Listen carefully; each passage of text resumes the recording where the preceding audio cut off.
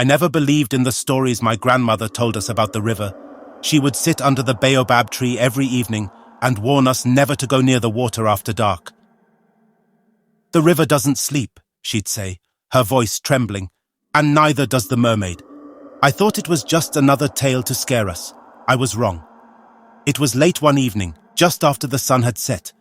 My friends and I had been fishing all day, but the catch was bad, the fish were scarce, and we were tired. Tembo, my closest friend, suggested we try a little longer. The moon was high, and the river sparkled under its silver light. It looked calm, inviting even. "Just a little while more," Tembo urged. I didn't want to seem scared, so I agreed. We cast our nets again, and that's when I saw it. At first it was just a ripple in the water, larger than any fish could make. Then a soft hum filled the air, like a song carried by the wind. It wasn't coming from us. "Do you hear that?" I whispered. Tembo nodded, his eyes wide. The hum grew louder, and then she appeared. Her upper body was like a woman's, her skin dark and glistening as though kissed by the water. Her hair flowed around her, and her eyes, they were deep and hollow, pulling me in. Her lower half was covered in scales that shimmered like oil under the moonlight. She smiled, but it wasn't kind. It was sharp, cruel. "Who dares disturb my waters?" she asked, her voice cold and sweet like honey laced with poison. We didn't mean to," Tembo stammered, stepping back.